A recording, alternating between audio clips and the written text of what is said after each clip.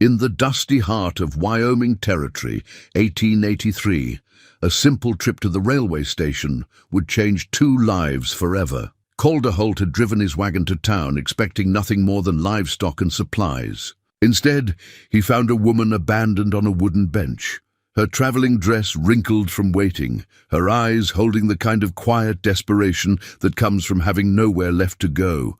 Rosalie Quinn was supposed to be a mail-order bride, but her intended husband had died 3 weeks before her train arrived. Now she sat stranded, with $17 to her name and a carpet bag containing everything she owned.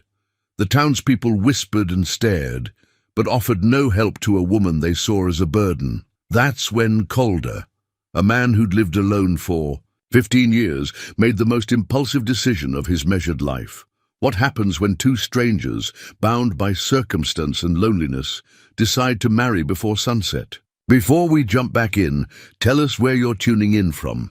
And if this story touches you, make sure you're subscribed, because tomorrow I've saved something extra special for you. The weathered wooden bench where Rosalie Quinn sat had witnessed countless arrivals and departures over the years, but few as pivotal as this September afternoon. She clutched her carpet bag with white knuckles, the leather handle worn smooth by her nervous grip during the 3-day journey from Kansas. The letter in her coat pocket, now read so many times the creases had begun to tear, bore the careful handwriting of Harold Pemberton, the man who was supposed to be her husband, who was supposed to give her a new life, who was supposed to save her from the grinding poverty that had driven her to this desperate arrangement. But Harold Pemberton lay in the town cemetery, claimed by a heart attack 3 weeks prior, and nobody had thought to send word to stop the train carrying his intended bride. Calder Holt stood 6 feet from the bench, his worn boots planted firmly in the dust, studying this unexpected complication to what should have been a simple errand. He'd come to collect the breeding bull he'd ordered from Denver, along with the usual supplies and mail. Instead, he found himself staring at a woman whose quiet dignity reminded him of something he'd tried hard to forget, the way his Sarah used to hold herself when she was trying not to cry. The woman's traveling dress was a practical brown wool, mended at the cuffs but clean and pressed. Her auburn hair was pulled back in a simple bun, with a few rebellious strands escaping to frame a face that spoke of resilience earned through hardship. She couldn't be more than 25, but her green eyes held the weight of someone who'd seen more than her share of disappointments. "Ma'am," Calder said, removing his hat and revealing hair the color of prairie grass in autumn, streaked with premature silver. "I'm Calder Holt. I own the ranch about 8 miles north of here."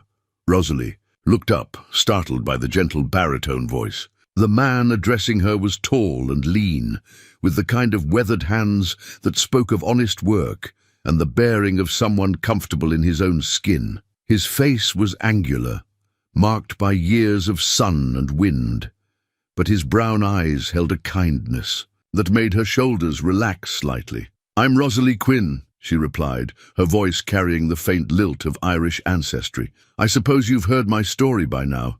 Bad news travels fast in small towns." Calder nodded slowly. "Some of it. Enough to know you're in a difficult situation."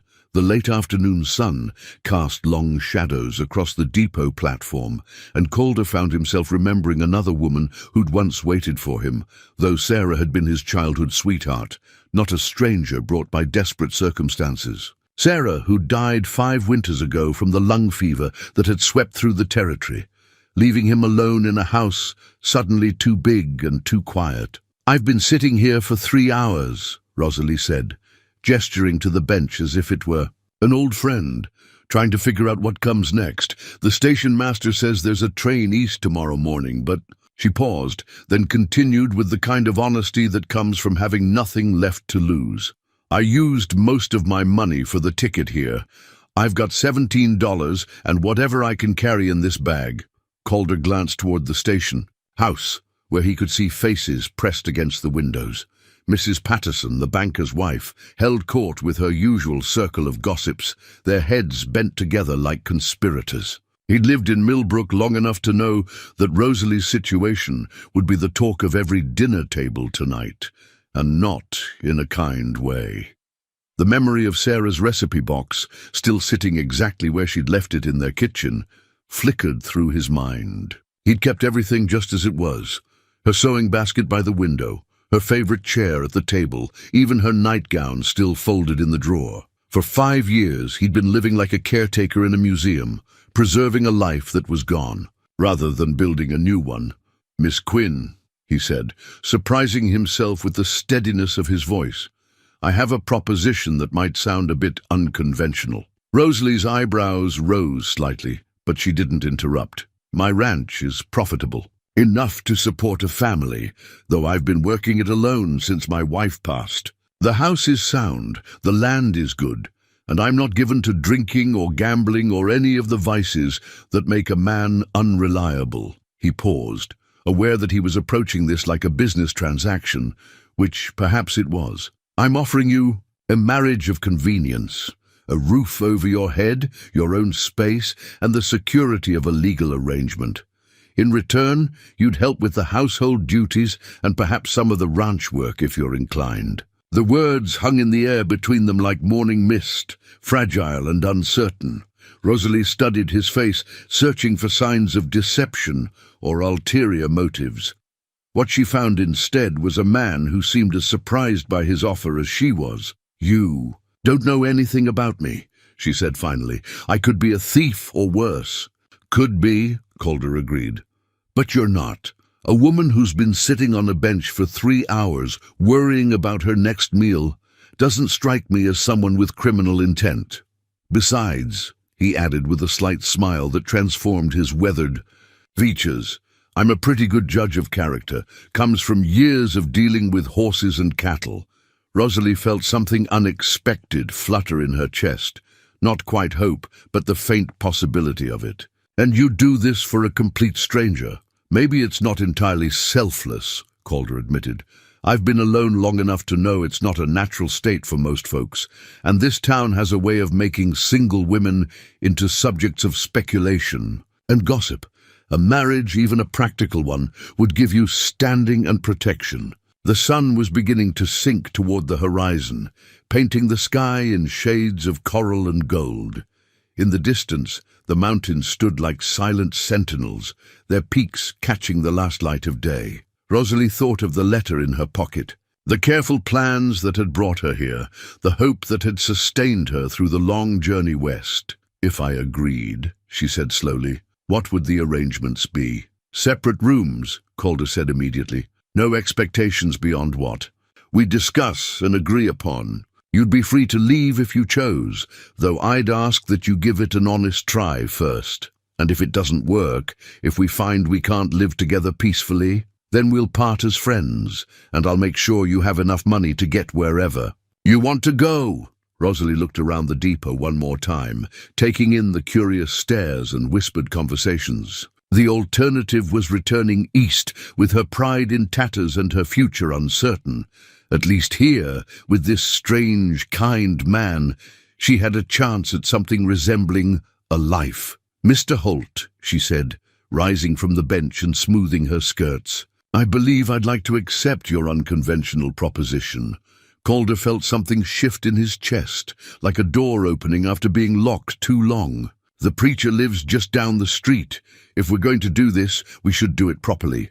"Before sunset?" Rosalie asked, echoing the time frame that had become their unlikely deadline.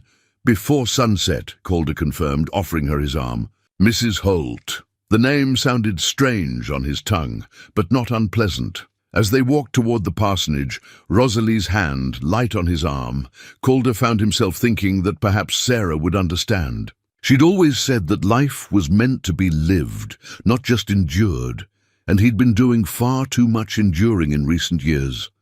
Behind them, the bench sat empty in the gathering dusk, having served its purpose as the unlikely stage for two lonely souls to find each other. The depot clock chimed the hour, and somewhere in the distance a train whistle echoed across the plains, carrying the promise of new journeys and fresh beginnings. The morning sun crept through the lace curtains of what had been Sarah's kitchen, casting delicate patterns across the pine table where Calder sat with his coffee growing cold. Across from him, Rosalie moved with careful precision, her mother's cameo brooch catching the light as she bent to retrieve the eggs from the skillet. The small piece of jewelry was one of the few things of value she owned, and she touched it unconsciously whenever uncertainty crept into her movements. Their wedding had been a brief, businesslike affair conducted by Reverend Morrison in his parlour with his wife and the town clerk serving as witnesses.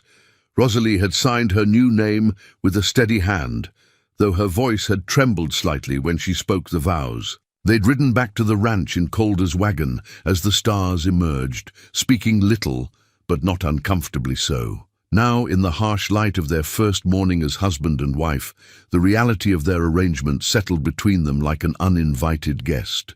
"I found some flour and bacon in the pantry," Rosalie said, placing a plate before him. "I hope you don't mind that I took the liberty of cooking." Calder looked down at the perfectly prepared eggs, the bacon crisp but not burned, the biscuits golden and fragrant. It had been years since anyone had cooked for him, and the simple act stirred emotions he wasn't prepared to examine. "It's fine," he said, his voice coming out rougher than intended.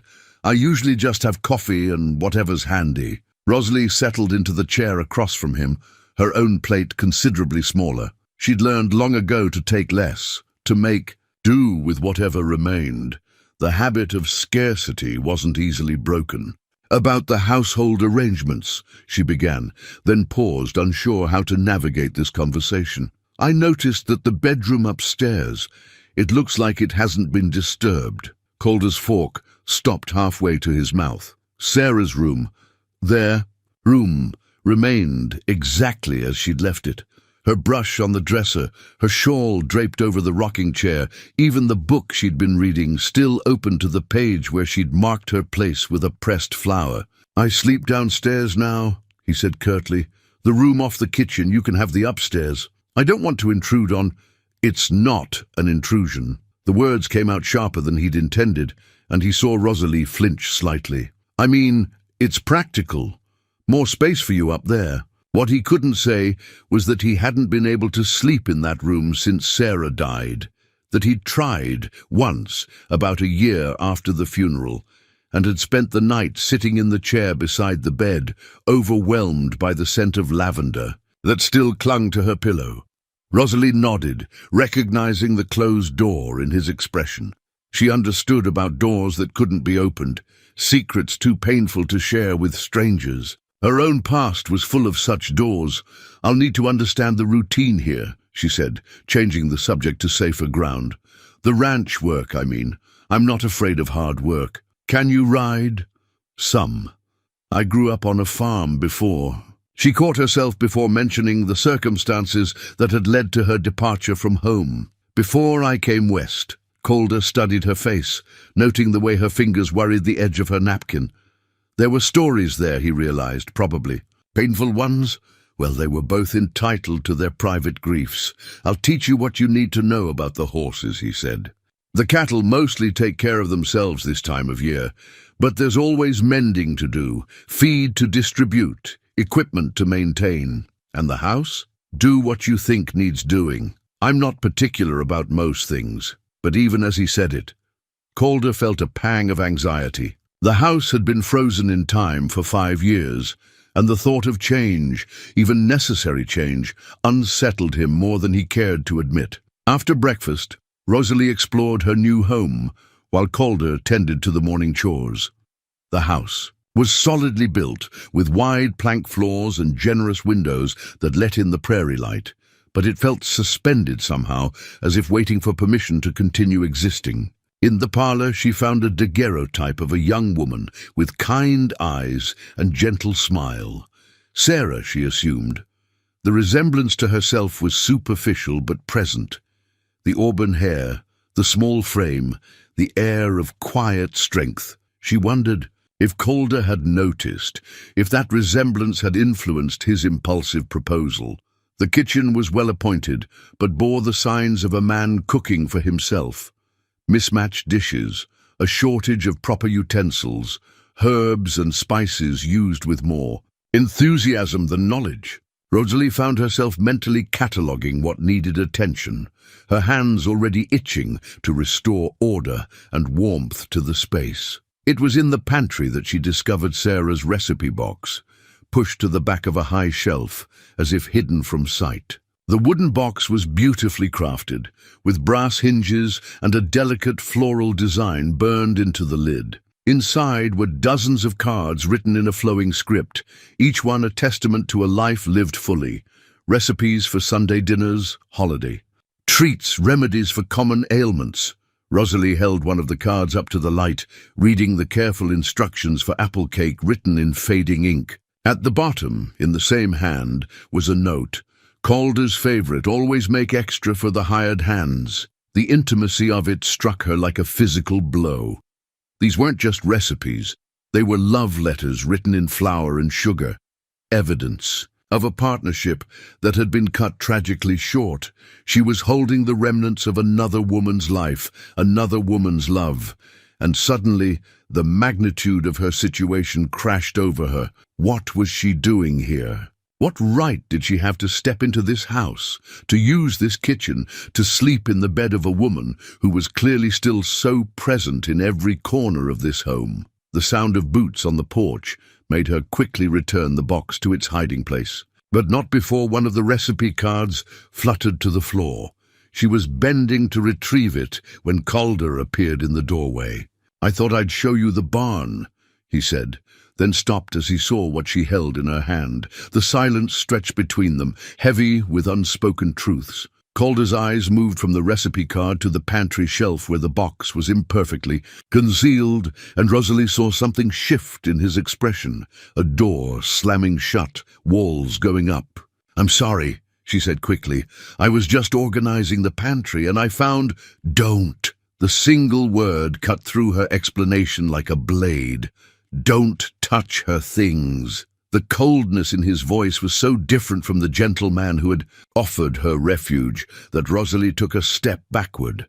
This was the grief she'd sensed beneath his kindness, the wound that hadn't healed despite 5 years of trying. "I understand," she said softly. "I didn't mean to intrude." But Calder was already turning away, his shoulders rigid with tension. "I'll be in the barn when you're ready for that tour," he said without looking back. Alone in the kitchen, Rosalie sank into one of the chairs and stared at the recipe card still clutched in her hand. Apple cake, such a simple thing, but it represented everything she wasn't and couldn't be. The first wife, the chosen one, the woman who had earned her place in this house through love rather than desperation. She thought of her own mother, dead. These 10 years, and the cameo brooch that was all she had left of that gentlewoman's love.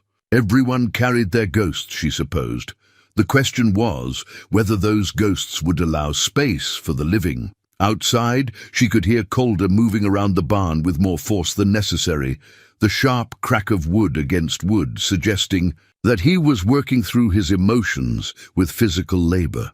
She'd seen men do that before, her father, her brothers, the harsh guardians who had made her life unbearable after her parents died. But there had been something different in Calder's eyes when he'd found her with Sarah's recipe. Not anger exactly, but fear. The kind of fear that came from having your carefully constructed defenses suddenly breached. Rosalie folded the recipe card carefully and placed it on the table where he would find it. She wouldn't hide from this confrontation, wouldn't pretend that the morning hadn't revealed the fundamental problem with their arrangement. Two damaged people didn't automatically heal each other simply by sharing the same roof. When she finally joined him in the barn, Calder was brushing down his horse with mechanical precision, his movements sharp and controlled. "We need to talk," Rosalie said without preamble. "Nothing to talk about." He didn't look up from his work. "There's everything to talk about. We can't live like this, pretending that there aren't ghosts in every room of that house." Calder's hand stilled on the brush. "What would you have me do? Forget 5 years of marriage, like it never happened?" "I'd have you be honest with me," Rosalie replied, "and honest with yourself. You didn't marry me to move forward. You married me to stay exactly where you are, stuck in a grief so deep you can't even see daylight anymore." The words hung in the air between them, brutal in their accuracy. Calder finally looked at her, and she saw the rawness in his expression, the pain he'd been carrying alone for too long. "Maybe," he said finally. "But what about you? What are you running from that made marrying a stranger seem like your best option?" It was Rosalie's turn to look away. Fair question, fairly asked. She touched her mother's cameo brooch, drawing strength from the familiar weight of it against her chest. "My parents died when I was 15, she said quietly. "I went to live with my mother's brother and his wife. They weren't kind people. When I turned 18, they tried to arrange a marriage with a man who would have been worse than they were. The mail-order arrangement seemed like freedom compared to that. And now? Now I don't know what this is." She gestured between them, encompassing the barn, the house, the strange marriage they'd entered into. "But I know it won't work if we don't find a way to be honest with each other." Calder set down the brush and leaned against the stall door. The late morning sun slanted through the barn windows, illuminating dust motes that danced between them like tiny spirits. "Sarah died in winter," he said finally. "Lung fever. She was sick for weeks, and I kept thinking she'd get better. She always got better." His voice cracked slightly. "The last thing she said to me was not to let the house die with her, to keep living in it, not just existing." "And have you? Kept living?" "No. I've been existing, waiting maybe, though I couldn't." "Tell you for what?" Rosalie took a step closer, close enough to see the silver threads in his hair, the lines around his eyes that spoke of too many years spent squinting into the sun and not enough spent laughing. "I can't be her," she said simply. "I won't even try. But maybe we can find something that's ours, instead of trying to build on the foundation of what you had before." Calder studied her face, seeing past the surface beauty to the strength beneath. This woman had survived things that would have broken weaker people, had traveled across the country to start over with nothing but hope and determination. Maybe Sarah would have liked her. "What are you suggesting?" "That we try again, really try this time, not as strangers making a business arrangement, but as two people who have reasons to build something new together. And if it doesn't work, then at least we'll have been honest about the attempt."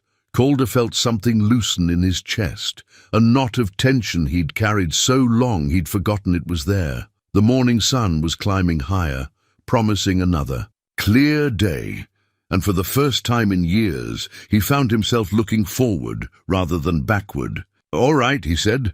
"We'll try again." Starting with Sarah's recipe box, he hesitated, then nodded slowly. "Starting with Sarah's recipe box. Maybe it's time those recipes were used for their intended purpose." Rosalie smiled then, the first genuine smile he'd seen from her, and it transformed her face completely. Perhaps this marriage of convenience might become something else entirely, given time and patience and the kind of courage it took to let ghosts finally rest. 3 days after their conversation in the barn, Rosalie stood in the kitchen, holding Sarah's recipe box with reverent hands. The morning light streamed through windows she'd cleaned the day before, and the familiar weight of her mother's cameo brooch against her chest gave her courage for what felt like a momentous undertaking. She'd asked Calder's permission the night before, and he'd given it with a nod that suggested he was still working through his own feelings about the decision. Now alone in the kitchen that was slowly becoming her domain, she opened the wooden box and breathed in the faint scent of vanilla and cinnamon that clung to the handwritten cards. The recipes were organized with the same care that marked everything Sarah had touched. Breakfast items in the front, dinner recipes in the middle, desserts and special occasion dishes toward the back. Each card told a story. Notes about adjustments made over time, comments about which hired hands preferred what dishes, gentle reminders about Calder's preferences written in the margins. "Make sure the coffee is strong enough to wake the dead," read one note attached to a breakfast recipe. "C claims weak coffee is a crime against nature." Rosalie found herself smiling as she read through the cards, getting to know the woman who had lived in this house before her through the intimate details of daily life. Sarah had been practical but warm, efficient but generous.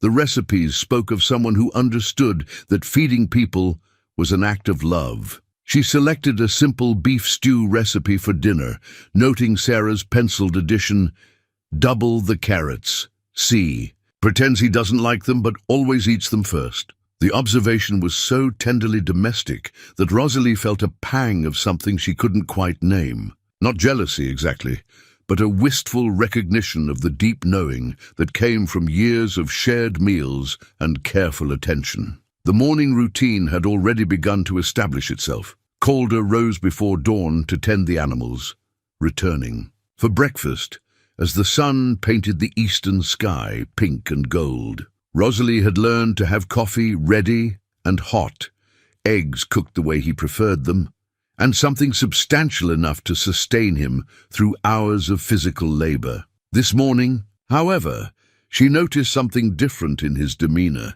as he settled at the table. There was a tension in his shoulders that hadn't been there the day before, and his usual brief nod of thanks was replaced by a distracted silence. "Everything all right with the stock?" she asked, settling into the chair across from him with her own modest portion. "Stock's fine," Calder replied, but his tone suggested otherwise. "Had a visitor early this morning, though." Before sunup, Rosalie's fork paused halfway to her mouth. In her experience, visitors who came before dawn rarely brought good news. "Frank Morrison, he's got the spread adjacent to our eastern boundary. Says he's been having trouble with cattle going missing. Thinks there might be rustlers working the area." The word rustlers sent a chill through Rosalie. She'd heard stories about cattle thieves, men who moved through the territory like wolves, taking what they wanted and disappearing into the vast wilderness. For a rancher like Calder, whose livelihood depended on his herd, such a threat could mean the difference between survival and ruin. How many head has he lost? Dozen or so over the past month.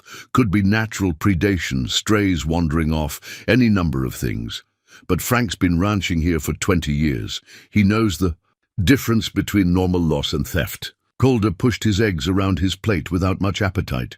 He's organizing the local ranchers to keep watch, maybe coordinate patrols. Asked if I'd join in. "Of course you will." He looked up at her, surprised by the certainty in her voice. It could mean being away from the ranch more, especially at night. Long hours riding the boundaries, checking on other people's stock as well as our own. "This is your livelihood," Rosalie said simply. "Our livelihood. You can't protect it by staying home and hoping trouble passes you by." The word "our" hung in the air between them, and Rosalie realized she'd claimed a stake in this place without thinking about it, but it was true. Whatever happened to this ranch would affect her future as well as his. "There's something else," Calder said, his voice carefully neutral. "Frank mentioned that Ben Wheeler's been asking questions around town. About my land, about whether I might be interested in selling." Ben Wheeler. Rosalie had heard the name whispered in the general store when she'd gone to town for supplies. A man who'd arrived in the territory a few years back with money from back east and an interest in acquiring large tracts of grazing land. Some said he was building an empire. Others whispered that his methods weren't always honorable. "Are you interested in selling, I mean?" Calder's answer came without hesitation. "No, this land has been in my family for 15 years.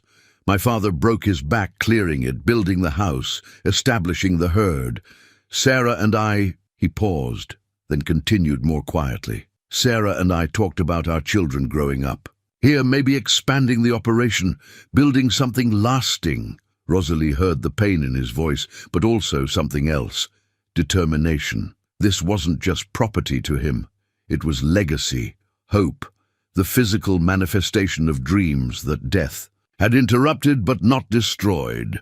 "Then that's settled," she said. "We protect what's ours." After breakfast, Calder showed her more of the ranch operation, explaining the seasonal rhythms that governed their lives. The cattle were scattered across several hundred acres of grassland, hardy animals well suited to the harsh Wyoming winters. The hayfields that would provide winter feed were showing their second growth, green and promising in the autumn sun. Sarah used to help with the books, he said as they walked through the barn, checking equipment and making mental notes about what needed repair before winter. She had a head for numbers, could see patterns in the spending and income that I missed.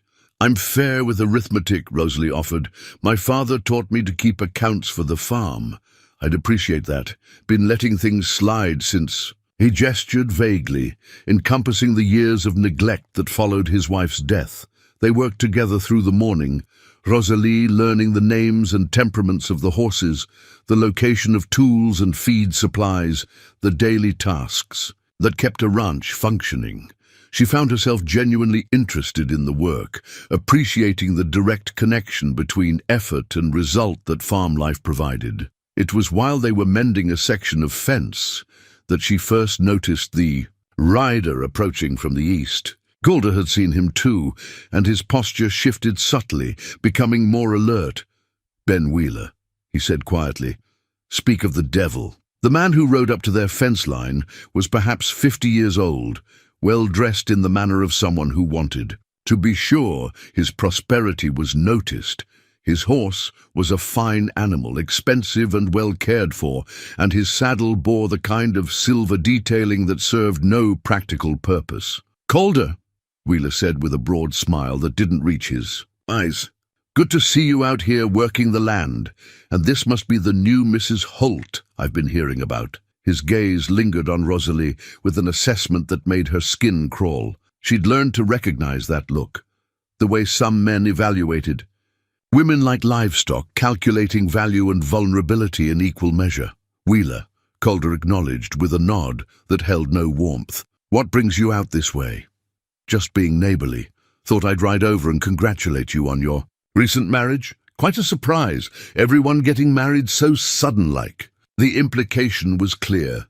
Wheeler had heard the gossip about their hasty wedding and was fishing for details that might prove useful. Rosalie stepped closer to Calder, a subtle but unmistakable claiming of her position. "We didn't see the point. In a long engagement," she said evenly. "When you know what you want, why wait?" Wheeler's smile became a shade more calculating. "Practical thinking.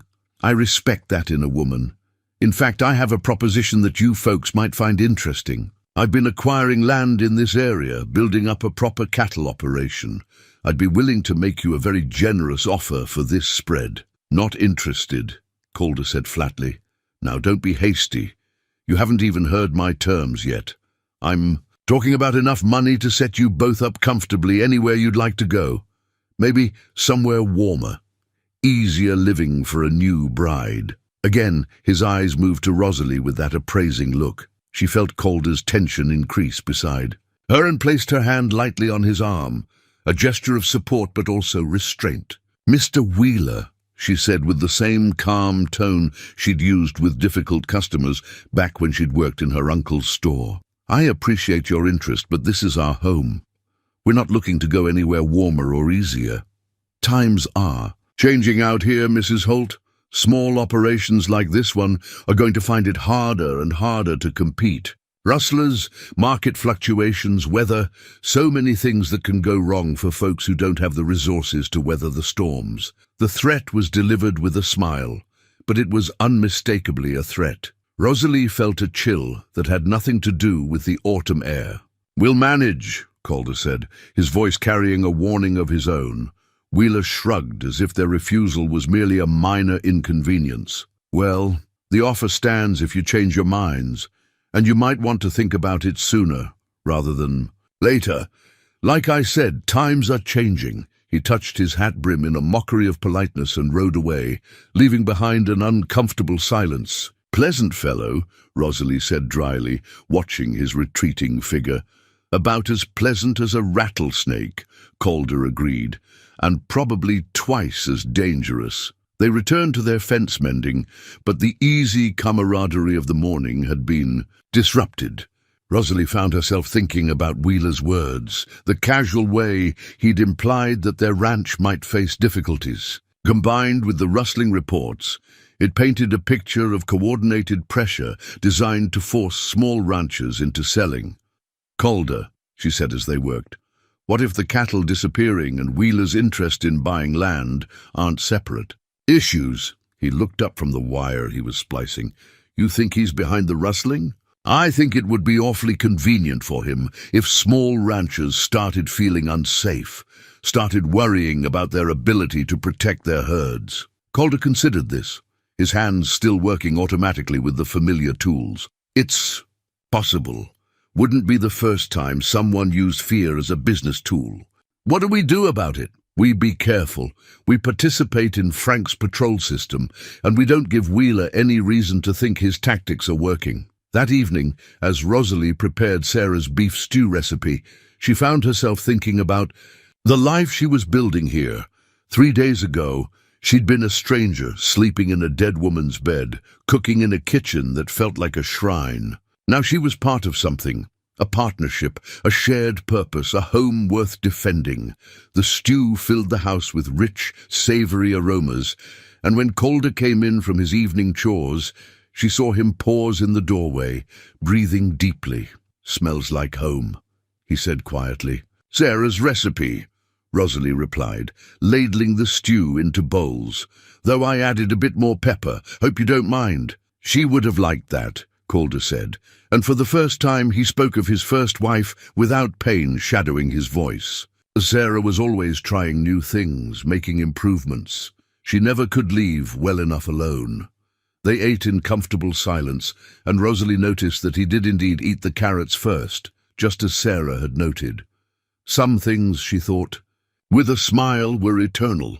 The evenings had become something unexpected in the Holt household, a time of quiet companionship that neither Calder nor Rosalie had dared to hope for when they'd spoken their hasty vows 3 weeks ago. After the supper dishes were cleared, and the last of the day's chores completed, they found themselves drawn to the sitting room, where the warmth of the fire and the gentle rhythm of shared tasks created an intimacy that surprised them both. Tonight, Rosalie sat in the rocking chair, by the window, mending one of Calder's work shirts, while he occupied himself at the small table in the corner. His hands, so capable with rope and tools, worked with surprising delicacy as he carved a piece of pine, the soft scraping of his knife the only sound besides the occasional pop of the fire. "What are you making?" Rosalie asked, looking up from her needlework to watch the careful way he shaped the wood. Calder paused in his work, seeming almost embarrassed to be caught at such a gentle pursuit. "Just a bird," he said. "A robin." Sarah used to say they were the first sign that winter was truly over. The mention of his first wife no longer brought the sharp tension it once had. In the past weeks, Rosalie had learned to navigate the presence of Sarah's memory with growing confidence, understanding that honoring the past didn't require sacrificing the present. "May I see?" He hesitated, then brought the small carving over to her chair. The wood was smooth and warm from his hands, and even unfinished, she could see the graceful curve of the bird's neck, the suggestion of wings folded at rest. It was beautiful work, detailed and patient. "You're very skilled," she said, running her finger along the carved feathers. "How long have you been doing this?" "Since I was a boy. My father taught me during the long winter evenings. Said a man needed something peaceful to do with his hands, something that created rather than just maintained." Rosalie handed the carving back to him, their fingers brushing briefly in the exchange. The contact sent an unexpected warmth up her arm, and she saw something flicker in Calder's eyes that suggested he'd felt it too. "I'd like to learn," she said, "if you'd be willing to teach me." "It's not really woman's work," he said automatically, then caught himself.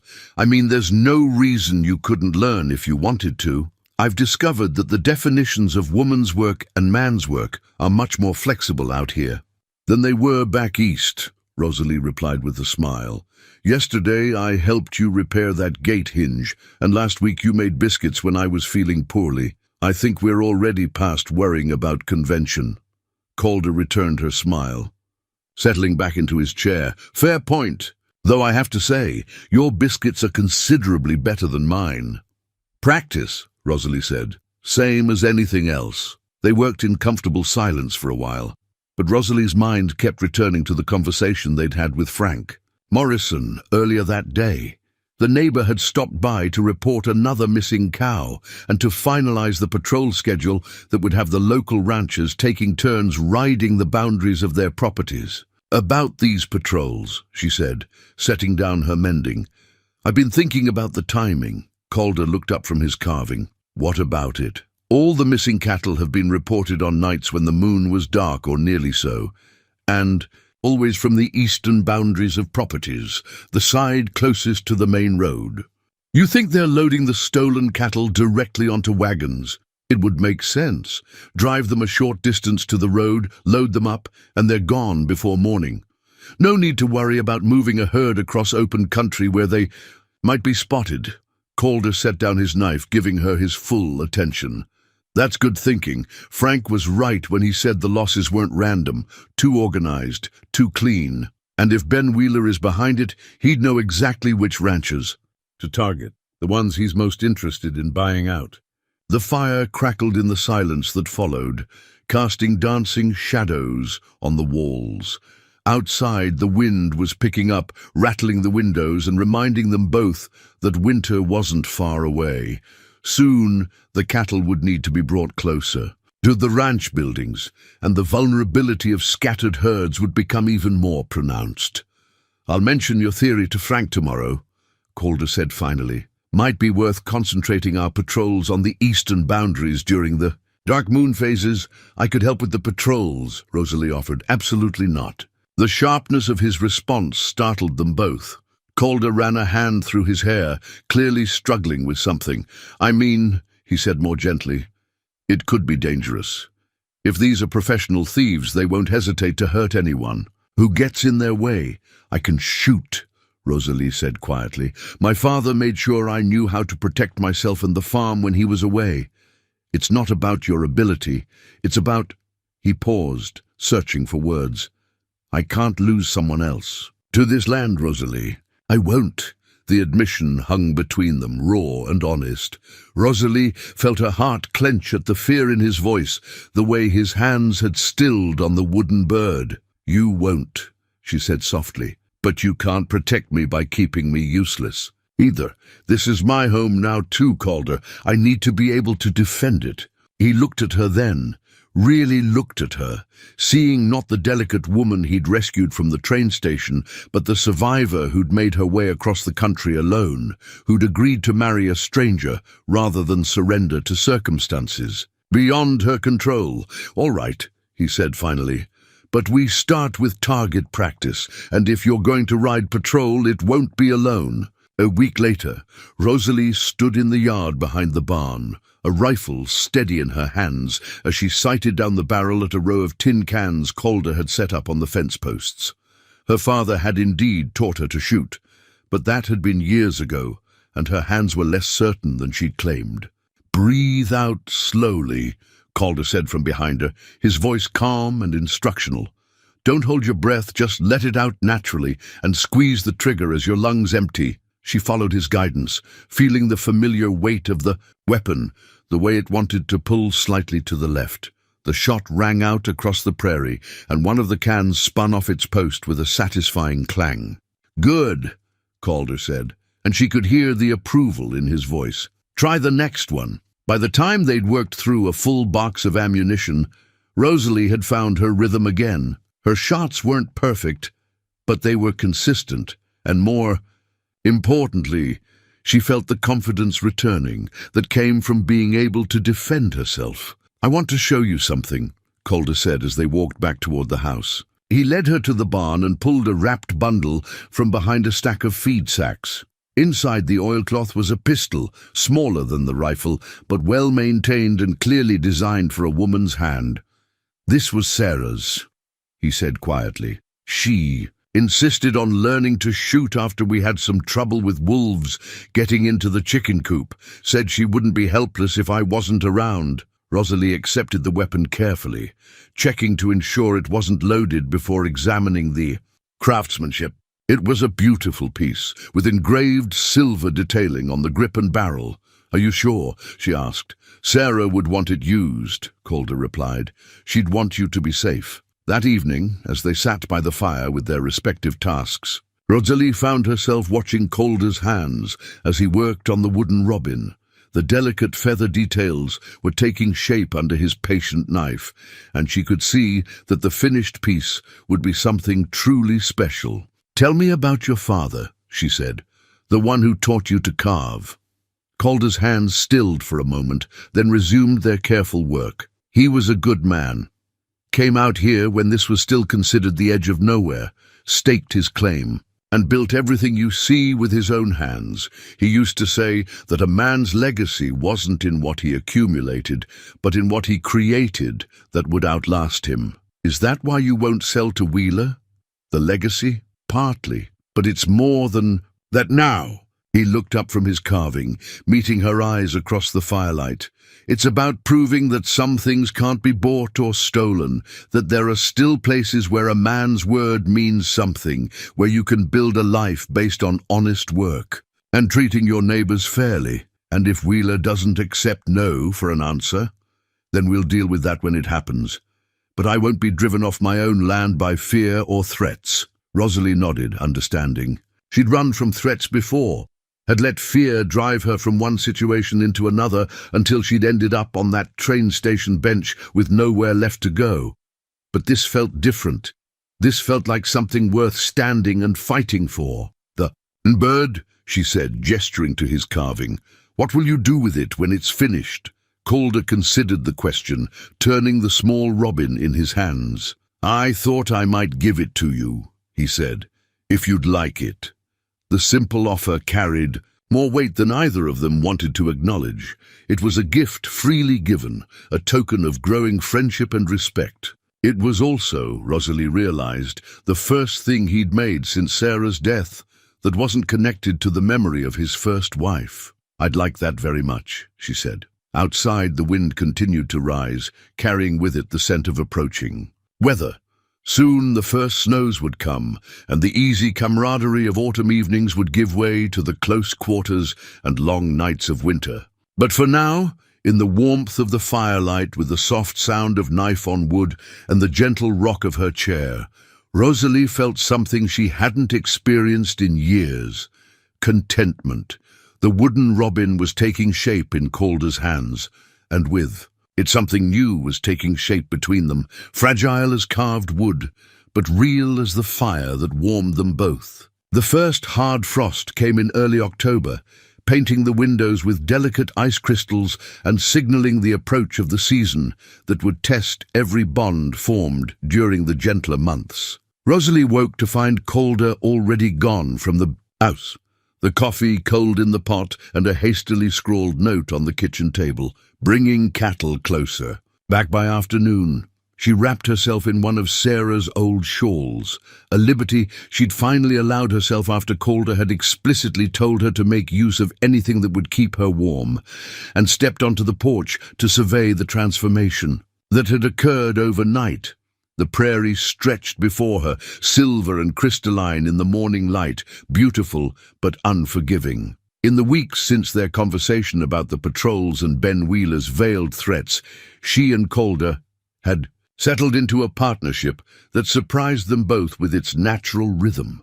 They worked together during the day, shared meals and quiet evenings by the fire, and somewhere along the way had begun to anticipate each other's needs with the kind of intuition that usually took years to develop. The wooden robin sat on the mantelpiece now, its carved feathers catching the firelight each evening. Calder had finished it the week before and presented it to her with the shy pride of a schoolboy offering his first Valentine. She'd treasured it not just for its craftsmanship, but for what it represented. The first thing he'd made that looked toward the future rather than mourning the past. This morning, however, the future felt precarious. The frost meant that winter was coming in earnest, and with it all the challenges that the harsh Wyoming climate could bring. Feed would become more expensive, travel more difficult, and the isolated ranch would become even more vulnerable to the kind of troubles that Ben Wheeler seemed determined to encourage. Rosalie made fresh coffee and set about preparing a larger breakfast than usual. If Calder was moving cattle, he'd need substantial food to sustain him through what would likely be a long, cold day in the saddle. She was reaching for Sarah's recipe box when she heard the sound of multiple horses approaching from the east. Through the kitchen window, she could see 3 riders coming up the path to the house. One was Calder, but the other 2 were strangers, men whose posture and the way they carried their weapons suggested they weren't paying a social call. She moved quickly to the parlor, where Sarah's pistol was kept in the drawer of the writing desk, checking to ensure it was loaded before tucking it into the pocket of her apron. Then she returned to the kitchen and continued preparing breakfast as if she hadn't a care in the world. The men's voices carried through the morning air as they dismounted, too low for her to make out words, but clear enough to detect the tension in their tones. When Calder finally entered the kitchen, his face was grim, and the 2 strangers who followed him looked like the kind of men who made their living in ways that didn't bear close examination. "Rosalie," Calder said, his voice carefully controlled. "These gentlemen say they're looking for work, cattle work." The taller of the 2 men stepped forward, touching his hat brim with mocking courtesy. "Ma'am, name's Jake Curtis. This here's my partner, Bill Haynes. We heard you might be hiring hands for the winter." Rosalie studied the men with the same careful attention she'd once used to evaluate potentially difficult customers in her uncle's store. Curtis was lean and weathered, with the kind of pale eyes that seemed to see everything and reveal nothing. Haynes was broader, with scarred knuckles and a way of standing that suggested he was comfortable with violence. "I'm afraid you heard." "Wrong," she said pleasantly. "We're not hiring anyone." "That's a shame," Curtis replied, his gaze moving around the kitchen with obvious assessment. "Nice place you got here. Lot of work for just 2 people to manage, though. Easy for things to go wrong when you're spread too thin." The threat was subtle, but unmistakable. Rosalie felt the weight of the pistol in her pocket and found it oddly comforting. "We managed just fine," she said, "but thank you for your concern." "Winter's coming on hard," Haynes spoke for the first time, his voice gravelly with disuse. "Lot of things can happen to isolated folks during the cold months. Cattle can wander off, predators can get bold, accidents happen." Calder's jaw tightened, but before he could respond, Rosalie stepped smoothly into the conversation. "You're absolutely right," she said with a bright smile. "That's why we're so grateful to have such good neighbors.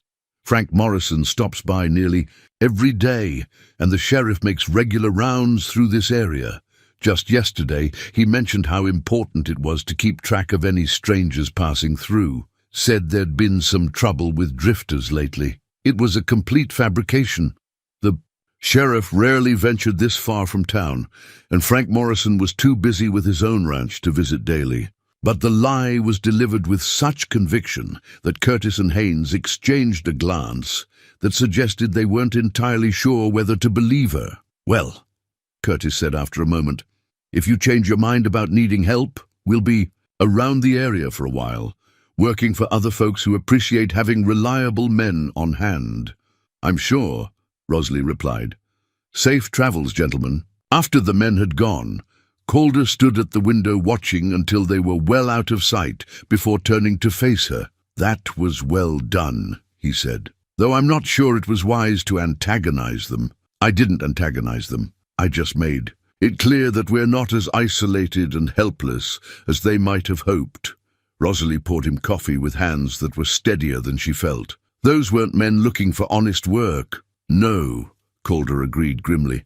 "I'd bet my best horse. They're working for Wheeler, testing our defenses, seeing how we react to pressure. What do? We be more careful, and we make sure our neighbors know what's happening." That afternoon, Frank Morrison confirmed their suspicions when he stopped by to check on their morning visitors. "Curtis and Haynes," he said, shaking his head. "They offered their services to me too, couple days back. When I turned them down, they made a point of mentioning how easy it would be for a man my age to have an accident during the winter months." "Did you report it to the sheriff?" Rosalie asked. Frank snorted. "Sheriff Thompson's been bought and paid for by Wheeler since the man came to town. Reporting threats to him would be like asking the fox to guard the hen house. They were sitting around the kitchen table, sharing coffee and the apple cake Rosalie had made, using one of Sarah's recipes. The normalcy of the scene contrasted sharply with the serious nature of their conversation. "So we're on our own," Calder said. "Looks that way, but we're not defenseless." Frank gestured toward the rifle that now hung openly on the kitchen wall. "And there are more of us than there are of them, if it comes to a fight." "Let's hope it doesn't," Rosalie said quietly. That evening, she and Calder worked together on a project that had become their shared winter preparation, mending an old quilt that had belonged to his grandmother. The fabric was still sound, but years of use had loosened some of the stitching, and the careful work of repair required both their hands. "I used to help my mother with quilting when I was small," Rosalie said, her needle moving in small, precise stitches. "She said that mending was more important than making because it meant you valued what you already had." Calder worked beside her, his larger hands surprisingly adept with the delicate task. "Sarah always said the same thing. She used to mend everything, clothes, blankets, even my socks when they got holes. Said it was wasteful to throw away something that could be made useful again." They worked in comfortable silence, their shoulders occasionally brushing as they reached for different sections of the quilt. The fire crackled in the hearth, and outside the wind was picking up, rattling the windows and reminding them of the storm clouds that had been building on the horizon all day. "Calder," Rosalie said softly, "what happened this morning with those men? It frightened me. Not because of the threat itself, but because I realized how much I have to lose now." He looked up from his stitching, meeting her eyes in the firelight. "What do you mean? 3 months ago, I had nothing. No home, no family, no future I could count on. If someone had threatened me then, the worst they could have done was kill me, and honestly there were days when that didn't seem like such a terrible prospect." She paused, choosing her words carefully. "But now I have this place, this life we're building together. I have something worth protecting." Calder set down his needle and reached across the space between them to cover her hand with his. The contact was warm and solid, anchoring her to the present moment. "You're not going to lose it," he said quietly. "We're not going to lose it. Whatever Wheeler and his men have planned, we'll face it together. Promise me something," she said, turning, her hands so their palms touched. "Promise me that if things get dangerous, you won't try to protect me by sending me away. This is my fight too now." For a long moment, Calder didn't respond. She could see the conflict in his expression, the desire to keep her safe warring with the recognition that she was right to claim her stake in their shared future. "I promise," he said finally, "but you have to promise me something too." "What?" "That you won't take unnecessary risks, that you'll be smart about when to fight and when to retreat." "I promise." Their hands remained clasped as they returned to their work on the quilt, and Rosalie felt something shift between them, a deepening of the partnership that had been growing since that first awkward morning in Sarah's kitchen. They were no longer two strangers sharing a house out of convenience. They were allies, bound together by shared purpose and the growing understanding that they were stronger together than either could be alone. Outside, the first fat snowflakes began to fall, drifting past the windows like promise and threat combined. Winter was coming, and with it whatever challenges Wheeler and his men had planned. But inside the warm circle of firelight, with the steady rhythm of their needles and the quiet comfort of each other's presence, Rosalie felt ready to face whatever storms lay ahead. The quilt was taking shape under their joint attention, the damaged sections becoming whole again through patient care and careful stitching. Like their marriage, she thought, it was becoming something new, while honoring what had come before, a creation born of necessity but sustained by something deeper and more enduring. The bundle of letters hidden beneath the loose floorboard in the upstairs bedroom had been Sarah's secret, and now they had become Rosalie's burden. She'd discovered them by accident while moving furniture to better accommodate the winter drafts, and what she'd found had shaken her understanding of the woman whose shadow she'd been living in for the past 2 months. The letters were tied with a faded blue ribbon, and the handwriting on the envelopes was Sarah's own, but they weren't correspondence she'd received. They were copies of letters she'd written, drafts kept for reasons that became clear as Rosalie read the first few lines of the topmost page. "My dearest sister Margaret," the letter began, "I write this knowing I may never find the courage to send it, but I must put these words somewhere, or I fear I shall go mad with keeping them inside." Rosalie's hands trembled as she continued reading, each word revealing a side of Sarah she'd never imagined.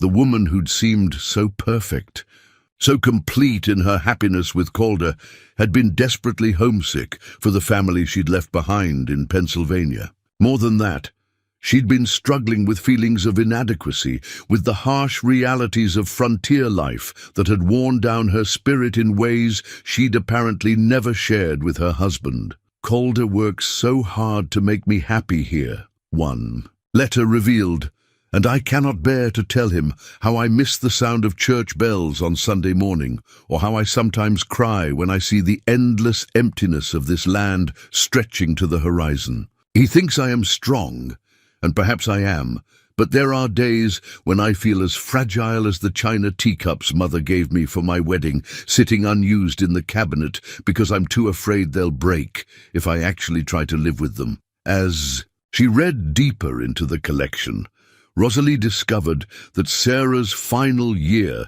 had been marked by more than just the lung fever that eventually claimed her. She'd suffered a miscarriage the winter before her death, losing a baby that she and Calder had desperately wanted. The grief had nearly broken her, and the letters revealed a woman struggling not just with loss, but with the fear that she was somehow failing as a wife. "I see how Calder looks at other men's children," one particularly heartbreaking letter confessed, "and I know he blames himself for our loss, though he would never say so.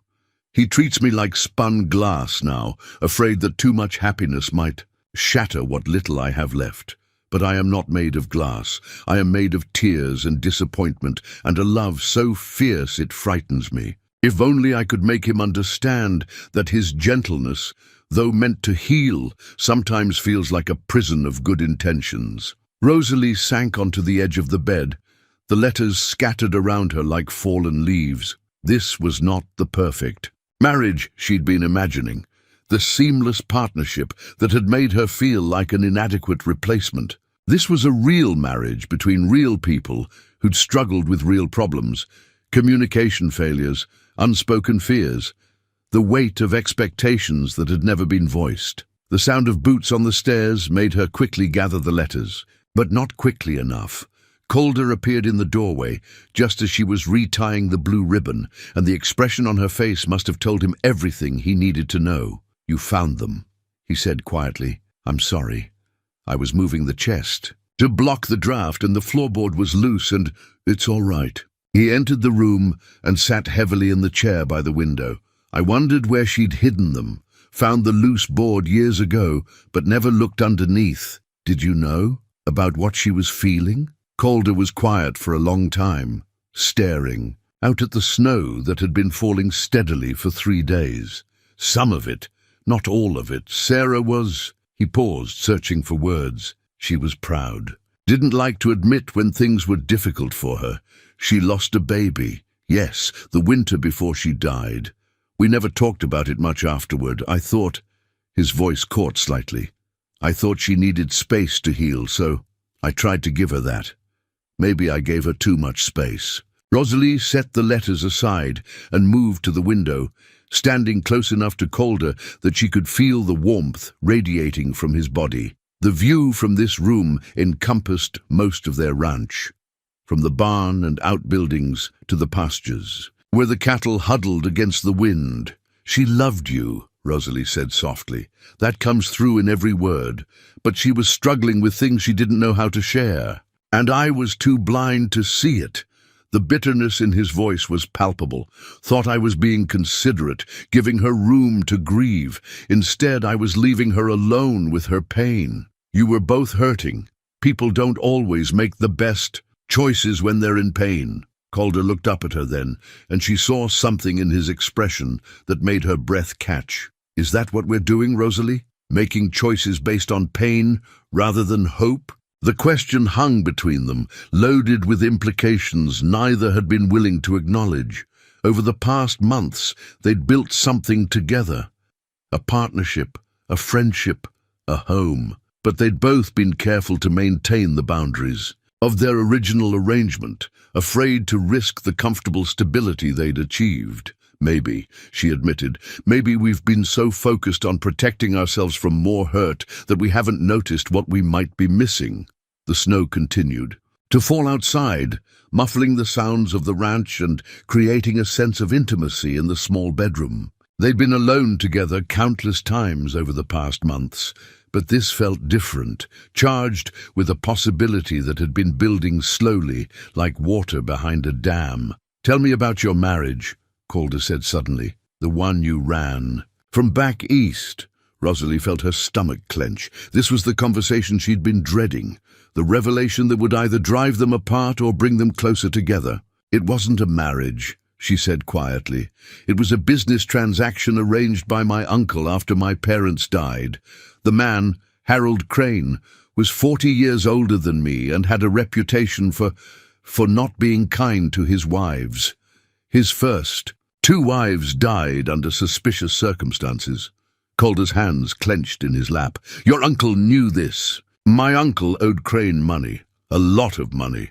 The marriage would have settled the debt and gotten me off his hands at the same time." She wrapped her arms around herself, remembering the fear that had driven her desperate escape. "I tried to refuse, but my uncle made it clear that I didn't have a choice. So I took what little money I could steal from his store and bought a train ticket west, hoping I could disappear before the wedding. But you ended up as a mail-order bride anyway. It seemed safer. A correspondence marriage to a stranger felt less threatening than being sold to a man who might kill me." She laughed bitterly. "Though I suppose it amounted to the same thing in the end, marrying a stranger for security." "No," Calder said firmly, rising from his chair to face her. "It's not the same thing at all. You chose to respond to Harold Pemberton's advertisement. You chose to come west, and when that didn't work out, you chose to accept my proposal rather than give up. Those were your decisions, made from strength, not fear. Was your proposal made from strength or fear?" The question caught him off guard, and she saw him struggle with the honesty she'd shown him. "Fear, probably," he admitted. "Fear of being alone forever, fear of watching you face the same kind of judgment and gossip that would have destroyed you in this town. But also," he paused, then continued more quietly, "also from something that felt like recognition, like I'd been waiting for you without knowing it." The admission hung between them like a bridge, fragile but real. Rosalie felt her heart racing as she stepped closer to him, close enough to see the flecks of green in his brown eyes. "Calder," she said softly, "what are we to each other?" "I don't know," he replied honestly. "But I know it's more than what we started with." The first kiss happened slowly, tentatively, like 2 people afraid of breaking something precious. His hands came up to frame her face, and she could feel the calluses on his palms, the strength in his fingers. When they finally broke apart, both were breathing unsteadily. "Are we making a mistake?" Rosalie asked. "Probably," Calder said with a rueful smile. "But maybe it's time we made some mistakes based on hope instead of fear." Outside, the storm continued to rage, but inside the small bedroom, where they'd finally acknowledged what had been growing between them, the world felt warm and full of possibility. They stood together at the window, watching the snow transform the familiar landscape into something new and beautiful, and Rosalie thought about Sarah's letters, about the importance of speaking difficult truths before it was too late. "No more secrets between us," she said, her hand finding his. "No more protecting each other from our own feelings." "No more secrets," Calder agreed, bringing her hand to his lips. "Though I should warn you, my feelings are getting considerably more complicated by the day." "Good," Rosalie said, surprising them both with her boldness. "I'd hate to be the only one losing sleep over this." They stayed at the window until the light began to fade, talking quietly about the future they might build together, about the difference between a marriage of convenience and a marriage of choice. When they finally went downstairs to prepare dinner together, the easy companionship they'd developed over the past months had deepened into something richer and more complex. The letters remained upstairs, Sarah's secrets finally shared and no longer carrying the weight of hidden sorrow. Tomorrow, Calder would tell Rosalie more about the baby they'd lost, about his own fears and failures during Sarah's final year. Tonight, they would sit by the fire and work on their quilt, but their hands would brush more often than necessary, and their conversation would carry the new intimacy of people who had finally admitted they were falling in love. The storm outside showed no signs of letting up, but neither of them minded being snowed in together. For the first time since their hasty wedding, they had nowhere else they'd rather be. The forged document arrived on a Tuesday morning in early November, delivered by a man who claimed to be a territorial marshal, but whose badge looked suspiciously new and whose manner suggested he was more comfortable with threats than with law enforcement. Rosalie accepted the official-looking papers with a steady hand, though her heart was racing as she recognized the name at the bottom of the legal summons: Harold Crane, her uncle's business partner, the man she'd been promised to, in marriage, and from whom she'd fled in terror just 6 months ago. "Mrs. Holt," the false marshal said with a smile that never reached his eyes, "I trust you'll give these documents the attention they deserve. Mr. Crane has been very patient about recovering his property, but his patience has limits, I'm afraid." "I don't understand," Rosalie replied, though she understood perfectly. "What property would Mr. Crane believe I possess?" "According to these legal papers, you stole a considerable sum of money from your uncle's store before your departure.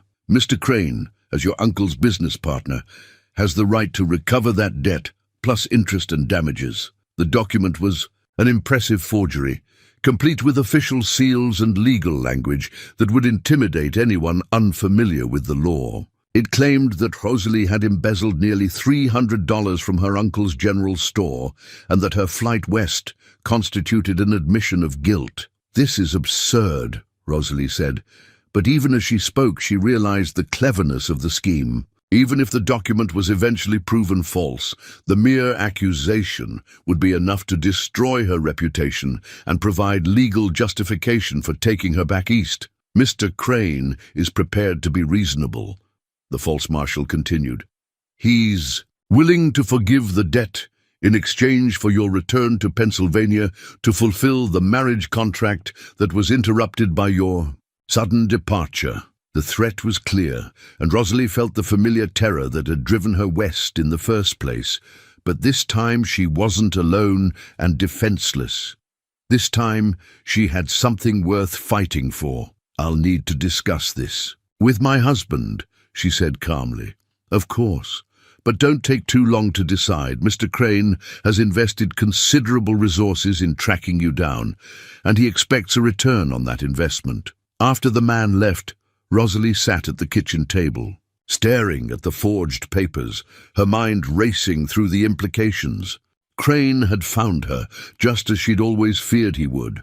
Worse, he'd found a way to make his claim on her appear legal and legitimate. When Calder returned from the morning chores, he found her still sitting motionless at the table, the documents spread before her like evidence of a crime. "What's this?" he asked, settling into the chair beside her. Rosalie explained about the visitor and the accusations, watching Calder's expression grow darker with each word. When she finished, he picked up the papers and examined them with the careful attention of a man who'd had occasion to review legal documents before. "It's well done," he said finally, "but it's still a forgery. How can you tell?" "The territorial seal is wrong. The design changed last year, but whoever made this used the old version, and the judge's signature." He pointed to a flourish at the bottom of the page. "Judge Harrison died 3 months ago. This document is supposedly dated last week." Relief flooded through Rosalie, but it was short-lived. "Even if we can prove it's forged, Crane has obviously invested serious money in this scheme. He won't give up easily." "Tell me about this marriage contract he mentioned." Rosalie felt her cheeks burn with shame. It wasn't really a contract. Just an agreement between my uncle and Crane. My uncle owed gambling debts, and Crane offered to forgive them in exchange for me. And you never signed anything? I was never asked to sign anything. Women rarely are in arrangements like that. Calder set the papers aside and took her hands in his. Listen to me carefully, Rosalie. You are legally married to me now. No previous arrangement, contract, or agreement can change that. Crane has no claim on you whatsoever, but if he has enough money to forge official documents, to hire men to pose as marshals, then we'll deal with it. Together. That afternoon, Frank Morrison arrived with news that explained much about the morning's visit. 3 of his cattle had been found slaughtered in the far pasture, not killed for meat, but apparently killed to send a message. Ben Wheeler paid me a visit this morning, Frank said, accepting the coffee Rosalie offered. Made a very generous offer for my land. When I refused, he mentioned that it was dangerous times for small ranchers. Said accidents could happen to anyone. The same day Rosalie gets a visit from a fake marshal, Calder mused. That's not coincidence. What fake marshal? Calder explained about the forged documents and the threat against Rosalie. As he spoke, Frank's expression grew increasingly grim. So Wheeler's found a way to pressure both of us at the same time, Frank said. Threaten your wife with arrest and deportation while making it clear that refusing to sell could result in more direct action. There's something else, Rosalie said quietly. The man who came here this morning. I've seen him before. He was one of Wheeler's hired men, the ones who came looking for work a few weeks back. Curtis, Calder said grimly. I should have recognized him. So what do we do? Frank asked. Before Calder could answer, they heard the sound of multiple horses approaching. Through the kitchen window they could see Ben Wheeler himself riding up to the house, accompanied by Curtis and 2 other men. Speak of the devil, Frank muttered. Wheeler dismounted with the confidence of a man who believed. He held all the advantages. His clothes were expensive but practical, and his manner suggested someone accustomed to getting his way through a combination of money and intimidation. Afternoon, folks, he said as Calder opened the door. Mind if I come in? I believe we have some business to discuss. State your business from there, Calder replied coldly. Wheeler's smile never wavered. Now, that's not very neighborly, especially considering the generous offer I'm about to make. We've already told you we're not interested in selling. Circumstances change, Wheeler said, his gaze moving to Rosalie. I understand Mrs. Holt has had some legal troubles come to light. Terrible thing when a person's past catches up with them. The only thing terrible here is your attempt at extortion, Rosalie said, stepping into view beside her husband. Extortion is a strong word, ma'am. I prefer to think of it as motivation. You see, I've been contracted by certain parties back east to assist in resolving some outstanding legal matters. It just so happens that those same legal matters create a situation where selling your ranch might be the most practical solution for everyone involved. And if we refuse, Calder asked, well then, I'd be obligated to assist the proper authorities in ensuring that justice is served. Mrs. Holt would need to return east to face the charges against her, and you'd be left here alone, trying to manage a ranch while defending your wife against some very serious accusations. The threat was delivered with casual confidence, as if Wheeler truly believed he'd created an unwinnable situation. What he hadn't counted on was the bond that had formed between Calder and Rosalie, or their willingness to fight for what they'd built together. Mr. Wheeler, Rosalie said with icy calm, I'm afraid your Eastern associates have misinformed you about the strength of their legal position. Is that so? Calder stepped forward, the forged documents in his hand. These papers are forgeries, Wheeler, and not very good ones. Any real law enforcement officer would spot the problems immediately. For the first time, Wheeler's confidence seemed to waver slightly. Those are serious accusations, Mr. Holt. Not accusations. Facts. The territorial seal is outdated, and the signature belongs to a judge who's been dead for 3 months. Whoever you paid to create these documents cheated you. Wheeler's expression hardened. Even if that were true, it doesn't change the fundamental situation. Mrs. Holt still has obligations. Back east, Mrs. Holt's only obligation is to her husband and her home here, Frank Morrison said, rising from his chair, and she's got plenty of friends who'll see that those obligations are respected. Wheeler looked around the kitchen, clearly reassessing the situation. He'd expected to find two isolated, frightened people easy to intimidate. Instead, he'd found a united front backed by community support. "This isn't over," he said finally. "There are other ways to resolve disputes between neighbors." "Yes, there are," Calder agreed. "Legal ways, honest ways, methods that don't involve forged documents and hired thugs." After Wheeler and his men left, the three friends sat in the kitchen discussing their options. The forged documents had been exposed, but Wheeler's threat remained real. A man with enough resources to orchestrate such an elaborate scheme wouldn't give up easily. "He'll try something else," Frank predicted. "Maybe more direct action against the ranch, or he might bring in someone with real legal authority who can be bought." "Then we need to be ready," Calder said, "and we need to make sure the real authorities know what's happening here." That evening, as they prepared for bed, Rosalie found herself thinking about the strange turns her life had taken. 6 months ago, she'd been a terrified young woman fleeing an arranged marriage. Now she was a ranch wife with a husband who loved her and friends willing to stand beside her against whatever threats emerged. "Are you sorry?"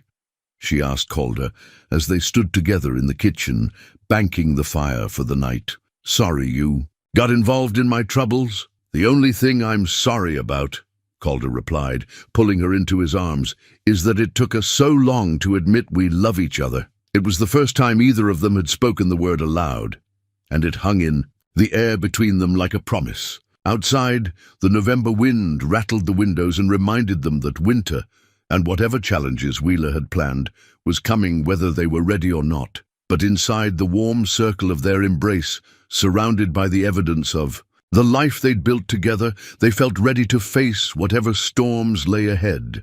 They had found something worth fighting for, and they would fight for it together.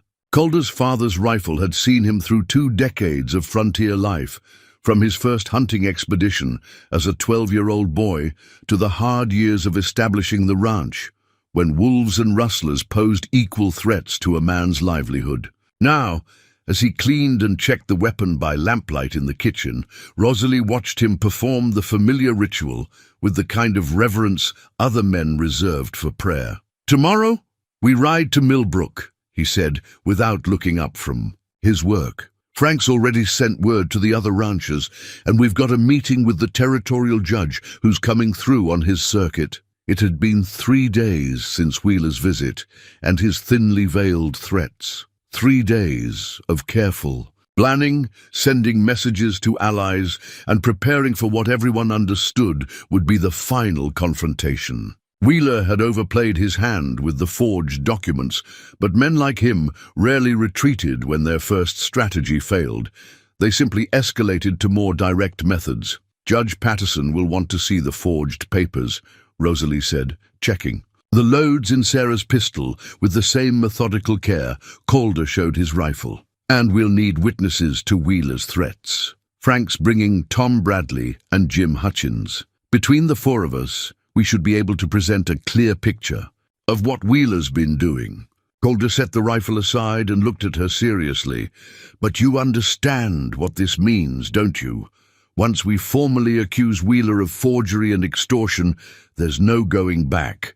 He'll see it as a declaration of war." "Good," Rosalie replied, with a fierceness that surprised them both. "I'm tired of running from bullies and cowards. It's time to make a stand." The next morning dawned clear and cold, with the kind of crystalline air that made every sound carry for miles across the prairie. They loaded their wagon before sunrise, taking not only their weapons and legal documents, but also 3 days' worth of supplies. None of them expected Wheeler to simply accept a legal defeat and retreat quietly. Frank Morrison met them at the crossroads that marked the halfway point to town, his own wagon carrying Tom Bradley and Jim Hutchins, along with enough ammunition to outfit a small army. The older rancher's face was grim as he surveyed their preparations. "Spotted smoke from Wheeler's line shack early this morning," he reported. "Looks like he's got at least a dozen men camped up there, and they're not acting like ordinary ranch hands." "Hired guns," Tom Bradley spat. He was a man in his 60s who'd been fighting various forms of frontier lawlessness for most of his adult life. Should have expected as much. Wheeler's type doesn't like to lose, and they're not particular about how they win. The ride to Millbrook took most of the morning, and they used the time to refine their strategy. Judge Patterson was known to be honest but cautious, reluctant to take action without overwhelming evidence. They would need to present their case carefully, making it clear that Wheeler's activities threatened not just individual ranchers, but the rule of law itself. "The key is connecting the rustling to the pressure to sell," Jim Hutchins said. He was the youngest of the group besides Calder, but his analytical mind had proven valuable in previous disputes. "If we can show a pattern, cattle disappearing from ranches Wheeler wants to buy, followed by generous offers to purchase at reduced prices, then the judge will have to take action." Millbrook was bustling with unusual activity when they arrived.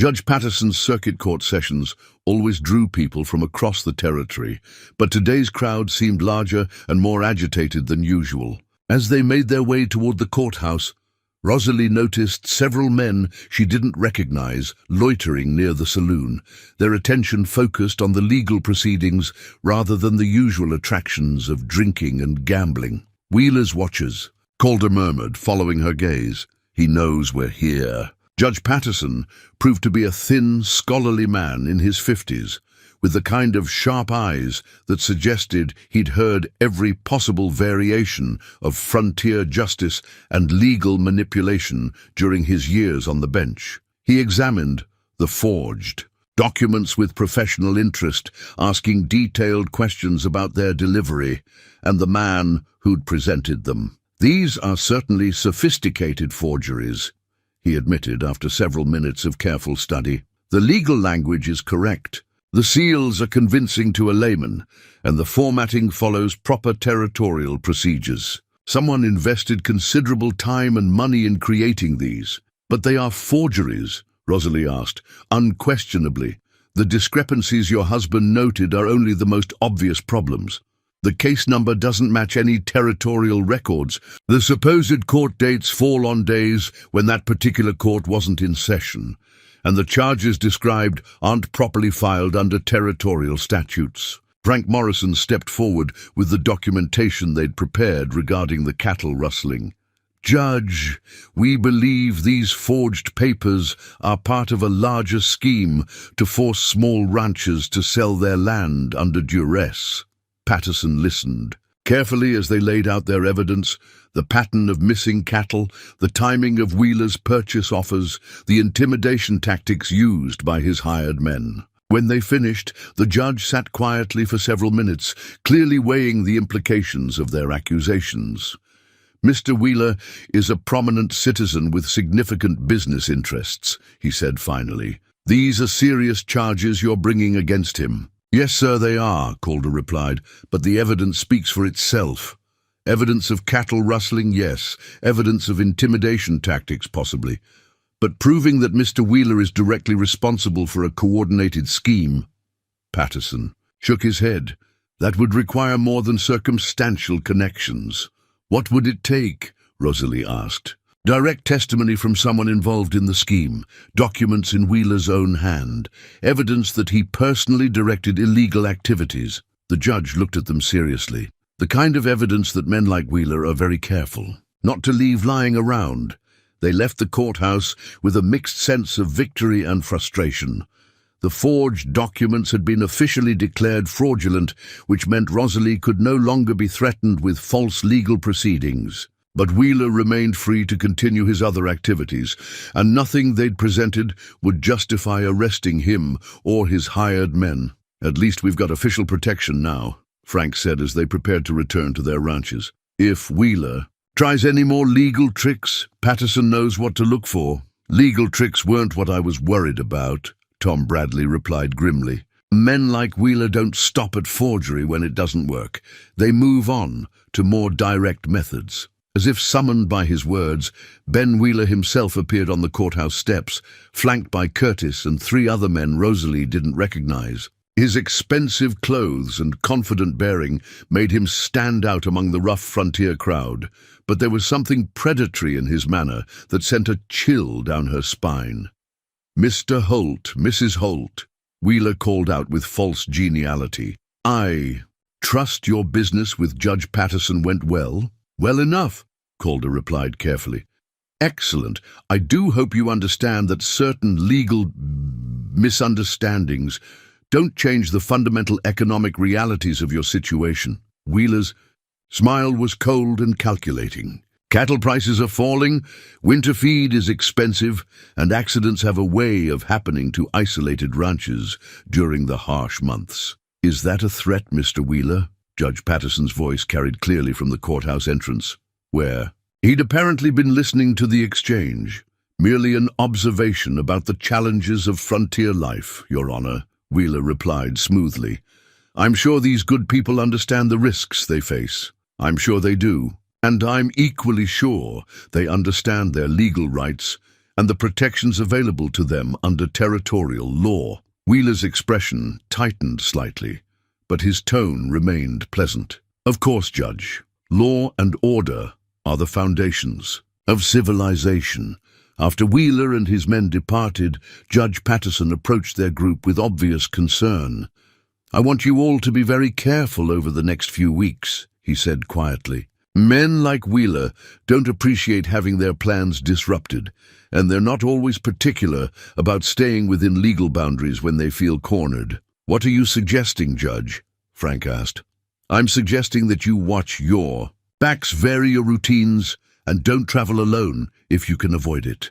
And if anything suspicious happens, anything at all, send word to me immediately." The ride back to the ranch was conducted in thoughtful silence, each of them processing the day's events and their implications. They'd won a legal victory, but at the cost of forcing Wheeler into a position where he might feel compelled to take more drastic action. As they approached the crossroads, where Frank would turn toward his own spread, Rosalie found herself thinking about the life she and Calder had built together over the past months. The quiet evenings by the fire, the shared work that had brought them closer, the growing love that had transformed their marriage of convenience into something precious and real. "Whatever happens," she said to Calder as they continued toward home alone, "I want you to know that I don't regret any of it. Not the hasty wedding, not the threats, not even Wheeler's schemes. If I had to choose again, I'd still choose you, still choose this life." Calder reached across the wagon seat to take her hand. "Even knowing what we might be facing, especially knowing what we might be facing. 3 months ago, I had nothing worth fighting for. Now I have everything worth fighting for." That evening they made their preparations with the methodical care of people who understood they might be facing a siege. Weapons were cleaned and loaded, extra ammunition was distributed around the house, and they established signals with Frank Morrison that would allow them to call for help if needed. As they worked, Rosalie found herself thinking about the wooden robin that sat on their mantelpiece, the symbol of hope and new beginnings that Calder had carved during their early days together. Tomorrow might bring violence, loss, or worse, but tonight, in the warm circle of their shared determination, she felt ready to face whatever storms lay ahead. They had found something worth fighting for, and by God, they were going to fight for it with everything they had. The wedding certificate lay spread on the kitchen table like a battle standard, its formal language and official seals representing everything that Wheeler and his hired men couldn't buy,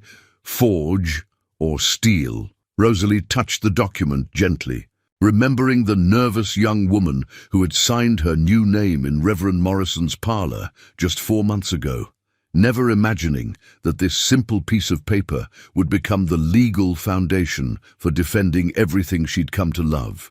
"They're coming," Calder said from his position at the front window, his father's rifle steady in his hands. 6 riders from the east, moving slow and deliberate, wheelers with them. Dawn was breaking over the Wyoming prairie, painting the snow-covered landscape in shades of rose and gold that would have been beautiful under different circumstances.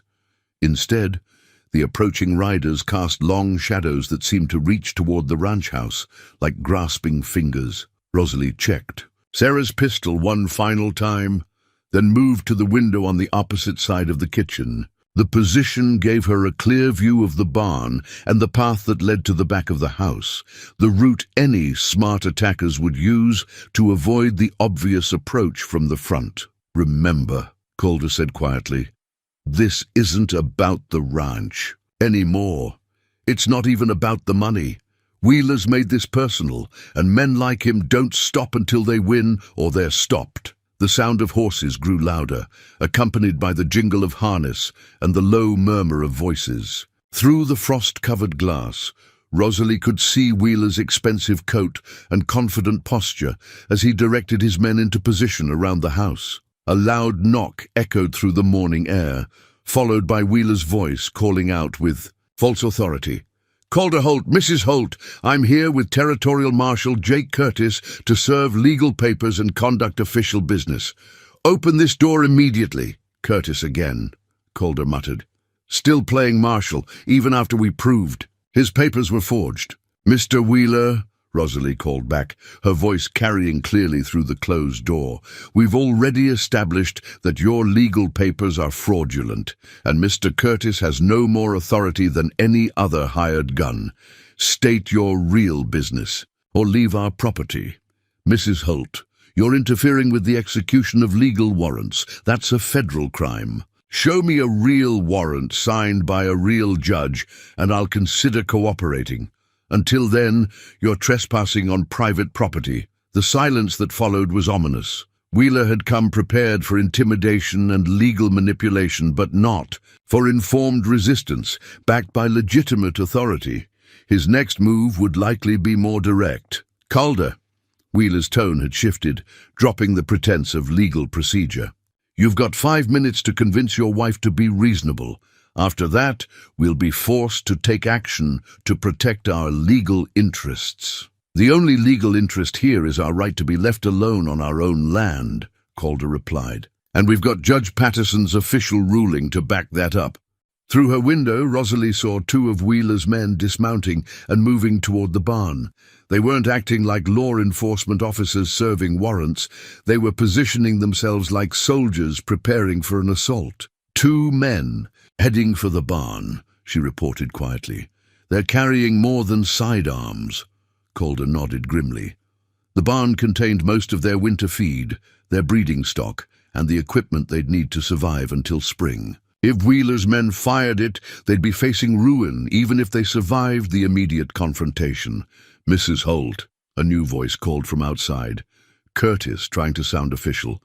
"As a territorial marshal, I'm ordering you to surrender yourself for transport back to Pennsylvania to face charges of theft and fraud."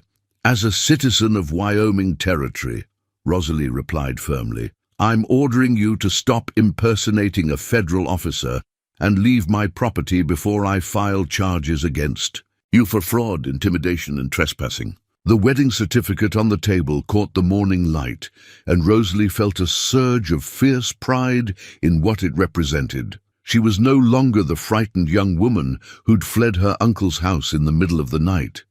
She was Rosalie Holt, wife to a good man, partner in a thriving ranch, and defender of the life they'd built together. "Time's up," Wheeler announced. "Curtis, execute your warrant." The front door shuddered under a heavy blow, someone trying to break it down with an axe or sledgehammer. At the same time, Rosalie saw smoke beginning to rise from the direction of the barn. "They're firing the barn," she said, her voice tight with controlled anger. "Sons of bitches," Calder swore. "All right, this ends now." He moved to the kitchen door and threw it open, his rifle coming up to his shoulder in one smooth motion. "Wheeler, call off your men, or someone's going to get hurt. The only people getting hurt will be those who resist lawful authority." Wheeler replied, but his voice carried less confidence than it had earlier. The sound of approaching horses from the west made everyone freeze. Through the morning air came the thunder of multiple riders moving fast, and Wheeler's men began looking nervously in that direction. "Looks like the cavalry's arrived," Calder said with grim satisfaction. Frank Morrison led the charge, followed by Tom Bradley, Jim Hutchins, and 6 other ranchers who'd answered the call for help. They rode hard and purposeful, spreading out to surround Wheeler's position with the practiced efficiency of men who'd fought this kind of battle before. "Wheeler!" Frank's voice carried clearly across the yard. "You're outnumbered and outgunned. Call off your men and ride out while you still can." For a moment, the tableau held. Wheeler's hired guns caught between the house they'd been attacking and the armed ranchers who'd cut off their escape route. Smoke continued to rise from the barn, but the assault on the front door had stopped. "This is still a legal matter," Wheeler tried one last time. "These people are interfering with the execution of federal warrants." "These warrants."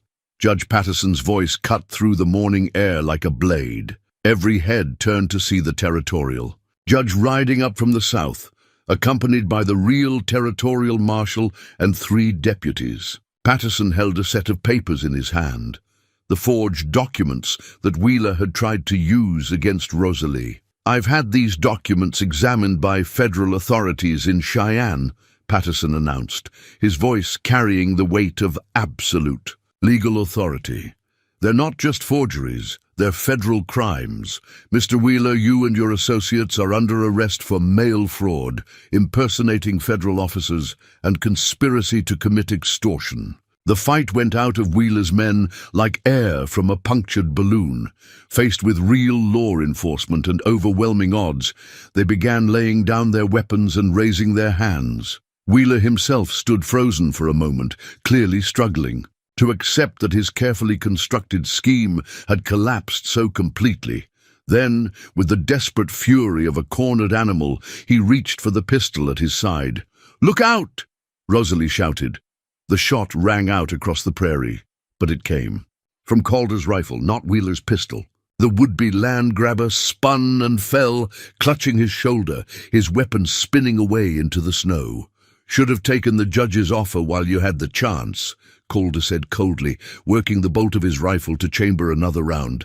The real marshal and his deputies moved in quickly to secure the scene, applying handcuffs to Wheeler and his men, while Judge Patterson began the official process of documenting the crimes that had been committed. "Mrs. Holt," Patterson said as the immediate danger passed, "I believe these belong to you."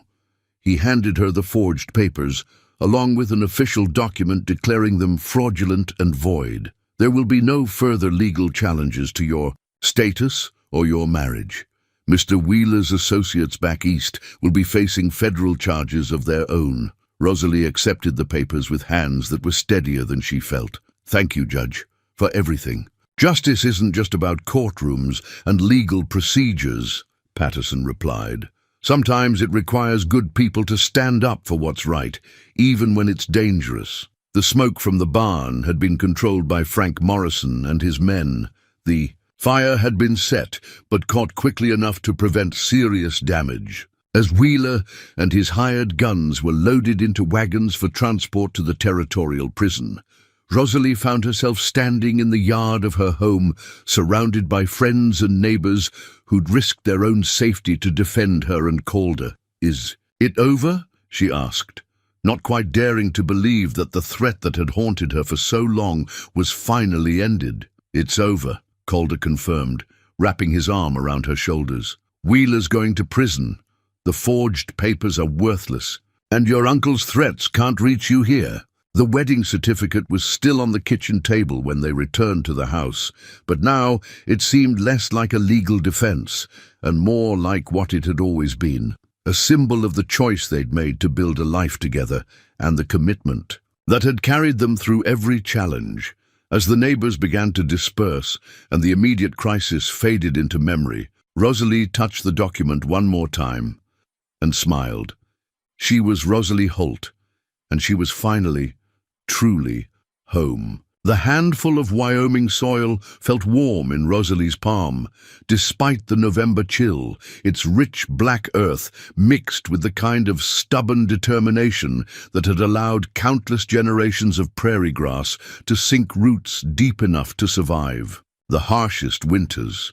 Calder had scooped it from the patch of ground where they'd first spoken of expanding the vegetable garden come spring, and now he pressed it into her hands like a promise made tangible. "This is what we fought for," he said, quietly, his voice still rough from the morning's confrontation. "Not just the land, but what it represents.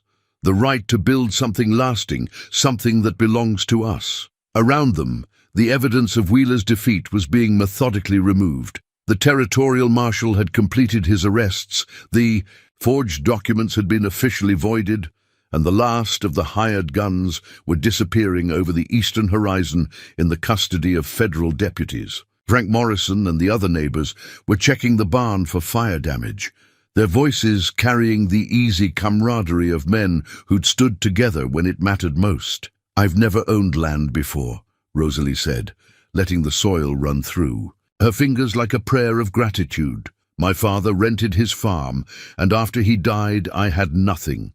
This feeling, knowing that this ground, this house, this life is ours, I didn't know it could feel so solid." The morning sun had climbed higher, burning off the frost and revealing the fundamental beauty of the landscape they'd fought to protect. The rolling hills stretched toward the mountains in waves of gold and brown, marked here and there by the dark lines of creek beds and the distant figures of cattle moving slowly across the grassland. "There's something I need to tell you," Calder said, his hand covering hers as she held the precious earth. "Something I should have said months ago, but I was too afraid of losing what we'd built together." Rosalie looked up at him, seeing something in his expression that made her heart quicken.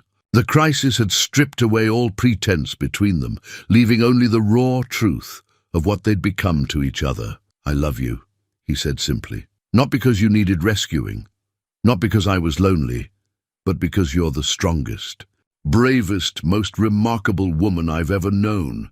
Because you took a marriage of convenience and turned it into something real through sheer force of will and kindness." "Calder, let me finish," he said gently. "When I married you, I thought I was doing a good deed for a woman in need. I had no idea I was actually saving myself. These past months, watching you bring life back to this house, seeing you face down threats that would have broken lesser people, learning to love the sound of your voice and the way you hum while you cook, I realized that I hadn't really been living since Sarah died. I'd been existing, going through the motions, but not really alive." The soil in Rosalie's hand seemed to pulse with warmth, connecting her to the land and the man who'd offered her both sanctuary and love. Around them, the work of securing their victory continued, but in this moment, they existed in a bubble of perfect understanding. "I love you too," she said, the words coming out in a rush of emotion. "I think I started falling in love with you that first morning when you found me with Sarah's recipe box, and instead of being angry, you chose to trust me with her memory. Every day since then, I've loved you a little more. Your gentleness with the animals, your patience when I was learning ranch work, the way you carved that wooden robin just to give me something beautiful." The kiss that followed was different from their first tentative exploration of attraction.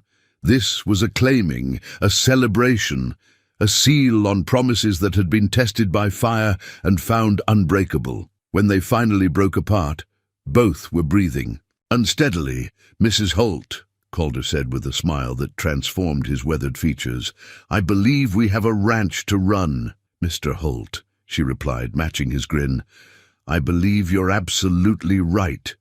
The barn, when they inspected it with Frank Morrison, had suffered only minor damage. Wheeler's men had started a fire in the hayloft, but Frank and his neighbors had caught it quickly enough to prevent serious loss. Most of their winter feed was intact, and the livestock had been unharmed. "Could have been a lot worse," Frank observed, kicking at the charred timbers that marked where the fire had started. "If they'd had a few more minutes, you'd have lost everything stored in here." "How did you know to come when you did?"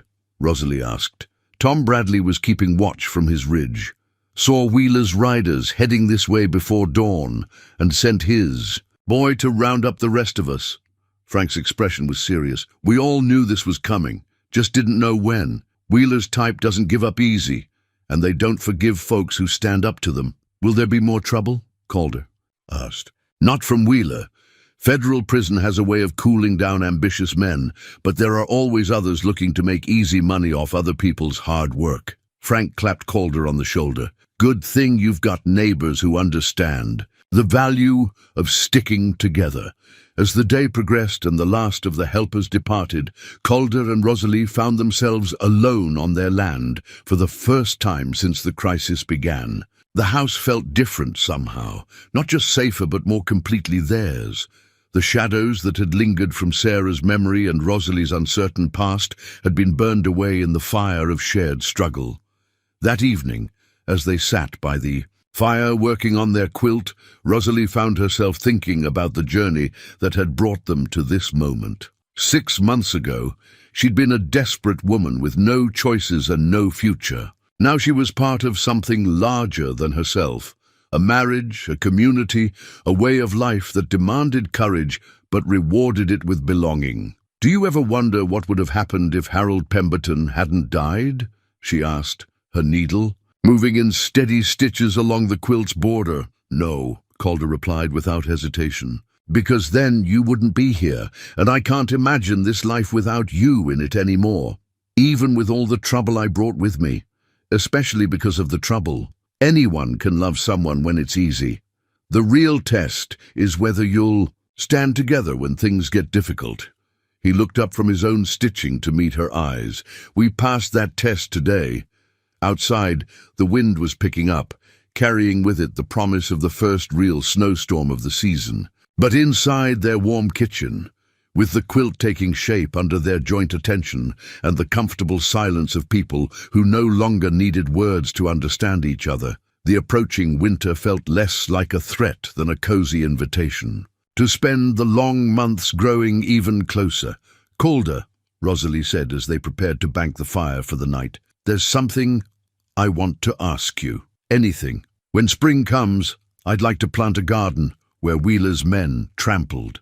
The ground by the barn. Something beautiful to cover the ugly memories. What kind of garden? Vegetables mostly, but also flowers. Sarah's favorites if you remember them, and some new ones we choose together. She paused, then continued with the kind of tentative hope that comes after surviving something terrible. And maybe we could expand the house a little, add a room that would be good for... She let the sentence trail off, suddenly shy. For children. Calder finished gently. Someday, if we're blessed. With them. Calder set down the poker he'd been using to arrange the coals and drew her into his arms. I can't think of anything I'd like more than to watch you plant flowers in our garden and rock our babies to sleep in a house we built together. As they climbed the stairs to the bedroom they would share for the first time as husband and wife in truth, as well as law, Rosalie felt the weight of the day's earth still clinging to her palm. Tomorrow she would wash it away, but tonight it served as a reminder of everything they'd fought for and won. They had claimed this land not through violence or deception, but through love, courage, and the determination to build something worthy of the sacrifice it had required. And as the first snowflakes began to fall outside their window, covering the battleground of the morning in pristine white, they knew that whatever challenges the future might bring, they would face them together, rooted as deeply in this Wyoming soil as the prairie grass that had weathered countless storms and always returned with the spring. The family portrait captured more than just 3 faces arranged around the photographer's formal backdrop at Millbrook's annual Harvest Festival. It captured the transformation that a single year can bring when 2 people choose love over fear and community over isolation. Calder's hand rested protectively on Rosalie's shoulder while she cradled their 3-month-old daughter, Sarah Rose, in her arms. But surrounding them in the frame were the faces of the neighbors who had become family. Frank Morrison grinning, with paternal pride, Tom Bradley and Jim Hutchins flanking the couple like honorary uncles, and even Judge Patterson, who had made a special trip from Cheyenne to see the child whose parents he'd helped protect. "Hold still now," the photographer instructed, his head disappearing under the black cloth that covered his camera. "This will just take a moment." Rosalie smiled down at the baby in her arms, marveling at how perfectly Sarah Rose fit into the space her heart had prepared without her even knowing it. The child had Calder's dark hair and stubborn chin, but her eyes were the same green as her mother's, and already she showed signs of the fierce independence that seemed to run in the women of this family. "She's going to be a heartbreaker, Frank," Morrison predicted, leaning in to make faces at the infant. "Look at those eyes, already taking in everything around her like she's planning to rearrange it to suit herself better. Heaven help us if she inherited her mother's determination along with her father's stubbornness," Judge Patterson said with a laugh. "Wyoming territory won't know what hit it."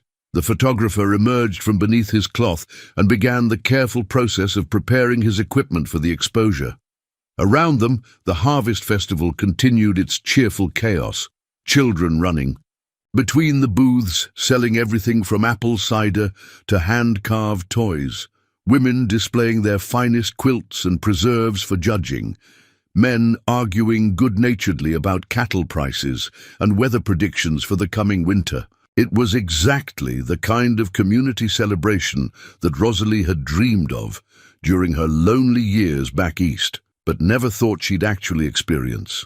The warmth of belonging, the easy camaraderie of people who'd weathered hardships together, the sense of being part of something larger and more enduring than any individual life. "Ready," the photographer announced. "Everyone look this way and think pleasant thoughts."